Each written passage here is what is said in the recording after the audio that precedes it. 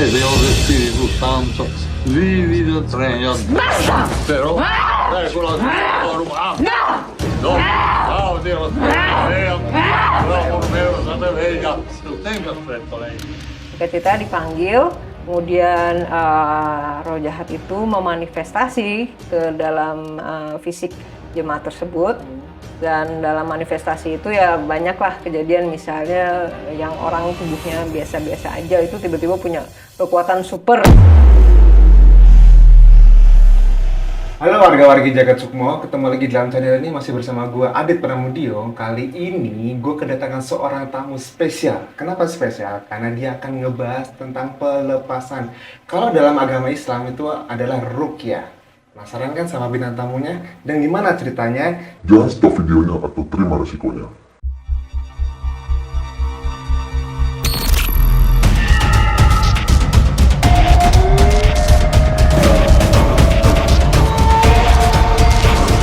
Jagat Sukmo.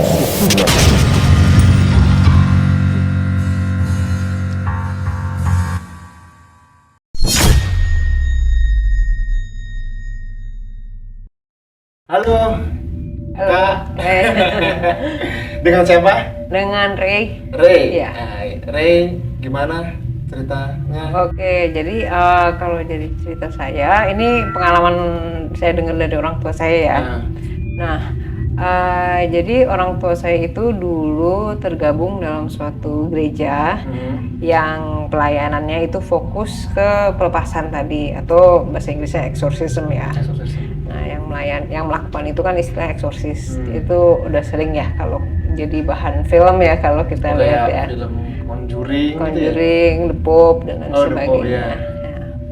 Jadi orang tua saya dulu tergabung dalam suatu gereja yang melayani dalam hal itu. Dan ini ibu saya mengalaminya sendiri karena ibu saya yang melakukan pelayanan tersebut, melakukan pelayanan pelepasan itu. Jadi kan kalau dalam melakukan eksorsisme itu harus dari maaf ya, bisa dikatakan pasiennya atau orang yang ada roh di dalamnya yang merasakan kayak saya perlu dieksorsis nih. Jadi dia yang mengajukan diri, dia yang ikhlas lah untuk menjalaninya, karena itu penting ya untuk supaya prosesnya juga lebih mudah gitu. Kalau orang yang menutup diri itu prosesnya akan jalan baik gitu, kira-kira gitu. Nah, orang tua saya itu tergabung dalam suatu gereja yang khusus fokus untuk melakukan pelepasan atau yang istilahnya tadi exorcism ya. Ini udah sering jadikan bahan film ya, salah satunya seperti Conjuring, The Pope, bahkan Exorcist juga ada ya judul film seperti itu. 75 ya kalau nggak salah. Iya, dan memang secara sejarah singkatnya itu memang di era-era seperti itu memang lagi gencar-gencarnya orang mempelajari ilmu itu. Nah, jadi untuk melayani eksorsisme ini itu prosesnya sebenarnya jemaatnya itu harus mau ya, harus mengajukan diri, dia harus merasakan panggilannya dulu, nggak bisa dari orang gerejanya yang nunjuk gitu. Jadi itu untuk supaya prosesnya lebih mudah gitu. Jadi singkat cerita, suatu hari mama saya dan rekannya melayani jemaat ini. Jemaat ini merasakan bahwa dalam keluarganya itu ada yang mungkin punya hubungan dengan kuasa gelap ya, bisa diistilah kuasa gelap. Dan dia minta untuk dilepaskan karena ada kemungkinan misalnya dalam keluarga kita gitu ada yang berurusan dengan kuasa gelap, itu keturunan ke bawahnya juga ada yang kena gitu. Jadi ngikut ke bawahnya terus gitu ya, iya, ke anak-anaknya gitu. Betul. Ya? Nah, itu harus diputus dengan kemauan anaknya sendiri gitu, kemauan jemaatnya sendiri gitu. Nah, saat itu pelayanannya sifatnya private, bukan seperti yang seperti gereja-gereja pada umumnya, misalnya pendetanya berdiri di depan, kemudian yang dilayani itu banyak ya. Ini kayak seperti one on one lah istilahnya gitu. Nah, saat dilayani kan pertama prosesnya itu adalah si orang gerejanya itu harus memanggil ya nama dari roh jahat tersebut. Roh jahat itu dipanggil namanya, misalnya yang biasa kita dengar itu Beelzebub, itu salah satu namanya, dan memang benar itu ada roh jahat yang pakai nama itu. Beelzebub itu. Yes.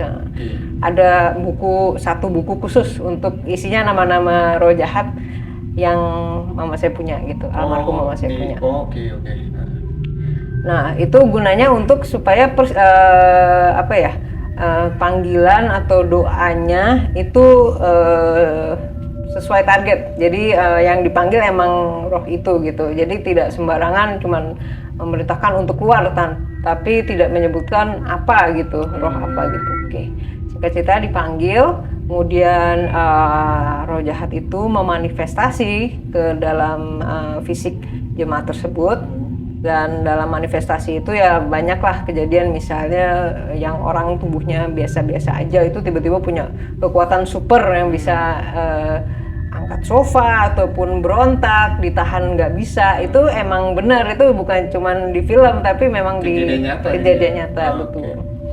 Nah, pas lagi dilayani seperti itu, kebetulan di dekat acara eksorsisme itu ada pelayan gereja lainnya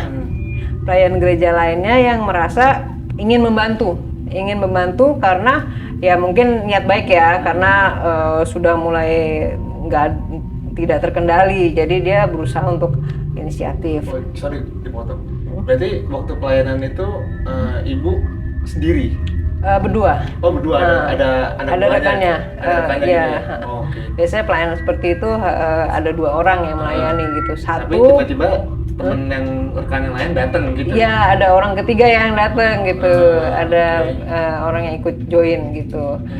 Tapi kan yang harus dicatat di sini itu sebenarnya dalam proses eksorsisme ini nggak bisa sembarangan orang melayani. Jadi si pelayannya pun itu harus mempersiapkan dirinya juga, mungkin berminggu-minggu, sebulan sebelumnya, karena harus bersih dulu dari yang melayani.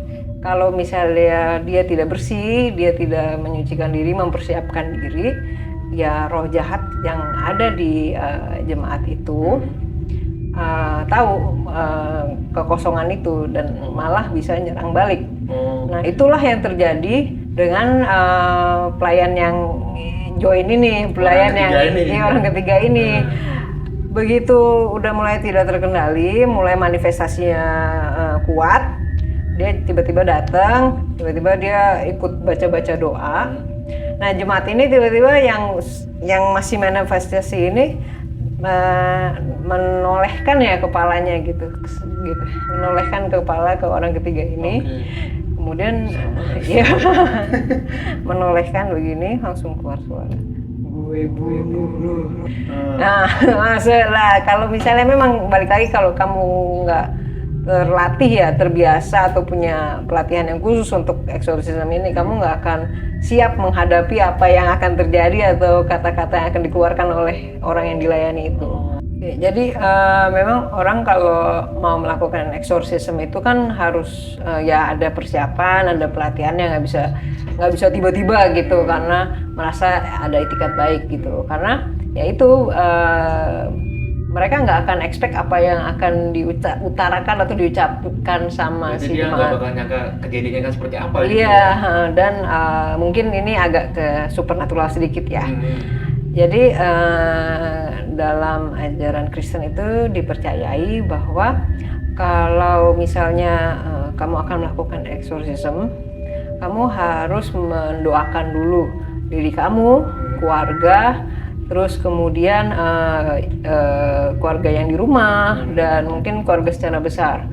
Karena dalam dunia supernatural itu ya mereka kan tidak terbatas dengan tembok, dengan jarak. Jadi begitu kamu mengusik atau mengganggu nih tempat tinggalnya dia atau orang yang dia rasuki ini, dia akan mungkin sekali menyerang keluarga kamu di tempat lain. Jadi ya itu juga salah satu yang kenapa sebelum melakukan eksorsisme itu persiapannya panjang, nggak bisa tiba-tiba ada orang manifestasi langsung ikut-ikutin doa tuh nggak bisa gitu. Terus ada kejadian apa yang nyokap lo, ibu lo alamin itu ketika melakukan pengusiran, pelepasan?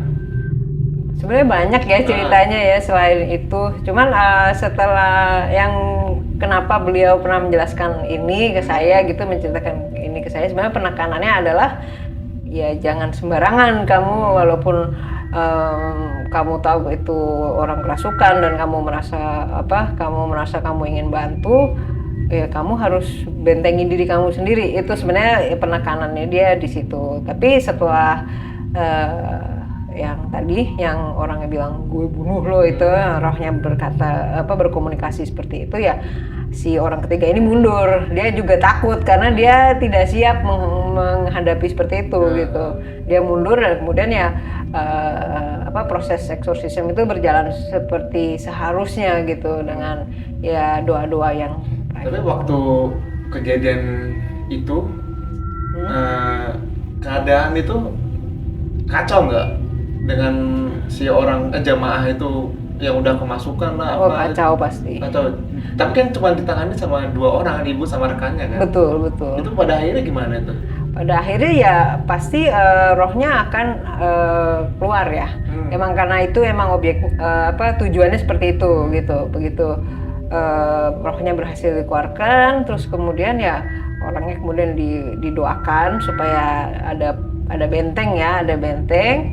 Kemudian roh tersebut ya ditransfer ke objek lain gitu. Mungkin ya di agama lain kan diajarkan bahwa mungkin di Islam ya, mungkin yang saya tahu, mungkin koreksi ya kalau misalnya saya salah, kan ada dulu ditransfer ke misalnya ke botol atau ke materi lain gitu. Kalau itu ada yang ditransfer ke kambing, iya, domba dibuang ke situ. Betul. Nah kalau ini ada yang ditransfernya ke pohon.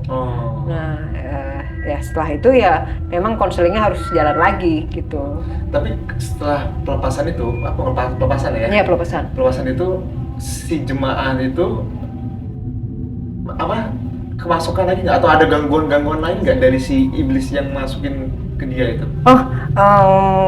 Nggak ada cerita seperti itu sih. Cuman saya diajarin sih, dikasih tahu kalau misalnya setelah seorang jemaat dikeluarkan seperti itu, dia harus tetap ya lebih taat ya dalam menjalankan agama, banyak doa, banyak baca Alkitab, karena memang diajarkan bahwa kalau misalnya kamu mengeluarkan satu roh dari tubuh orang, tapi rumah itu tidak ada yang mengisi, yang tadi mengisi dengan doa, mengisi dengan Alkitab, maka yang masuk akan lebih banyak lagi. Gitu, seperti itu. Berarti kalau di dalam agama Kristen itu eksorsismenya si orang yang melakukan pengusiran itu ada belajar khusus berarti ya? Betul. Jadi nggak ujuk-ujuk saya pendeta, saya bisa melakukan pelepasan, itu nggak seperti itu ya? Tidak. Jadi emang ada kelas khusus atau sekolah khusus kalau di Kristen itu? Untuk sekolah khusus saya kurang tahu ya, karena kalau dari almarhum ayah dan ibu saya, mereka iya, mereka ya ada pelatihan aja sih. Mereka ada bukunya, buku yang harus dipelajari. Kemudian yang tadi saya sebut yang buku tentang nama-nama iblis itu semua ya harus mereka kuasai sih, dan terutamanya mereka harus bersih, benar-benar harus siap ya gitu. Berarti ibu tuh mempelajari buku yang ada untuk pelepasan itu. Betul, dan ada ya iblis-iblis semua. Iya. Iblis ya. Dan ada ahlinya. Itu kan tahun 90-an ya. Kalau itu ada satu pemuka agama Kristen namanya Win Worley. Dia itu memang terkenal sebagai eksorsis yang bagus gitu, karena ya dia mengimani bahwa Tuhan menitipkan karunia itu ke dia gitu, dan dia suka ke Indonesia, dan salah satunya ya gereja yang diajari itu ya gereja almarhum orang tua saya gitu. Di daerah mana? Dulu di Kemang ya, Jalan Bangka. Oh, Jalan Bangka. Nah makanya betul buku semuanya itu materi ya datangnya dari dia gitu. Makanya itu kan tahun kira-kira saya masih sebelum saya SD ya, berarti itu 90-an awal. Nah makanya kalau misalnya kita balik lagi ke film-film kayak Conjuring itu ada pasangan siapa namanya? Warren Ya pasangan Warren itu kan settingannya kayak tahun 80 90 ya kan. Jadul itu. Betul, karena di era-era itulah pelayanan pelepasan itu diungkap lagi gitu seperti Berarti itu. istilahnya kayak ngetrennya tuh ya pada tahun-tahun segitu gitu Betul, ya. Naik betul. daunnya ya. Iya. Oke. Berarti kalau jadi seorang yang bisa melakukan pelepasan itu kan tadi Ray bilang kan harus punya hati yang bersih gitu ya. Sama kayak di dalam Islam juga sama sebenarnya. Hati bersih, terus apa namanya? Harus hafal ayat-ayat yang untuk melakukan pengusiran itu. Berarti di Kristen juga sama ya? Iya sama. Berarti orangnya juga harus hafal ayat-ayatnya juga ya? Iya harus hafal doa-doanya. Dua-duanya juga ya. Terus ada nggak kejadian waktu almarhum ibu yang menurut kamu itu apa sih namanya yang gila ini? Oh oke. Ada lagi sih, ada lagi kisah lain. Ini Oke, boleh gimana, ada cerita gimana? ya? Ya, boleh. Oke. Ini lebih kayak bikin kita kayak wow, jadi ternyata mereka bisa gini ya gitu. Ya, jadi waktu itu mereka lagi melayani seorang bapak.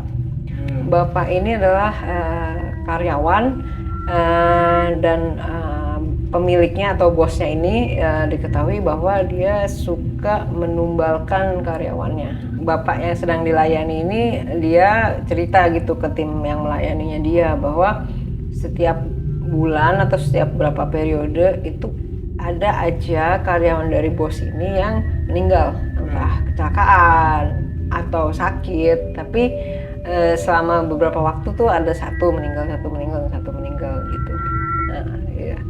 Nah, begitu dilayani kan kembali lagi dipanggil kan dengan nama dari iblis itu gitu. Begitu dipanggil, dia memanifestasi ke fisik bapak itu, terus kemudian dia cerita gini, dia pas kamu kenapa ditanyain ya, kamu kenapa ngambil orang ini gitu. Dia terus dijawablah dengan ya mungkin dengan suara atau dengan suara yang berbeda. Dia bilang iya tadinya saya mau ngambil dia tapi dia sudah keburu ikut Yesus, jadi dia keburu ikut Yesus, dia keburu ikut beriman, udah itu yang tadinya mau diambil nyawanya nggak bisa, tapi kemudian sudah diisi. Terus kemudian waktu ditanya lagi, sekarang kamu keluar ya dari orang ini gitu. Itu digituin, nggak mau gitu, minta uangnya dulu dong gitu. Dia minta uangnya? Iya, dalam kayak pakai bahasa Jawa ya gitu. Minta sangunya dulu dong gitu. Terus sama tim pelayanannya dioleslah itu namanya minyak urapan ya kalau di agama Kristen, diulas gitu di tangannya. Terus aduh panas gitu. Terus kemudian waktu itu saat pelayanan itu ayah saya, almarhum ayah saya itu belum melayani dalam bidang itu. Dia baru mama saya duluan yang masuk ke bidang itu.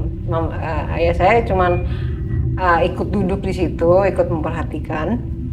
Tapi waktu itu dia masih berbisnis ya, masih punya usaha.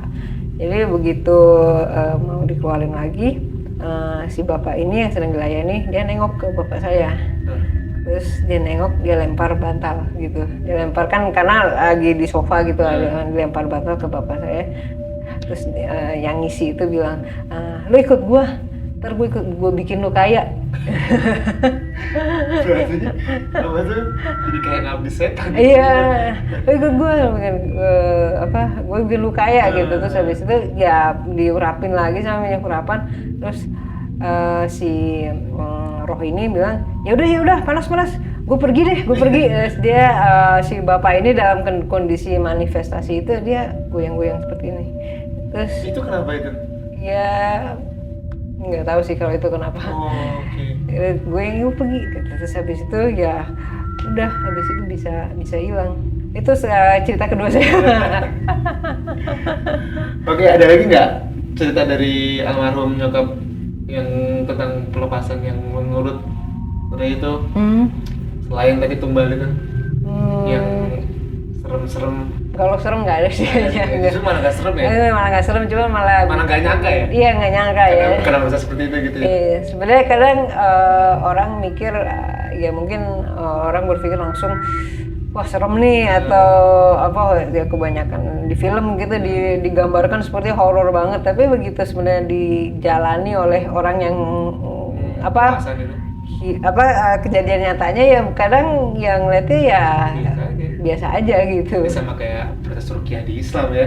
Ya ngelakuin ruqyah tapi ya keadaannya biasa aja gitu.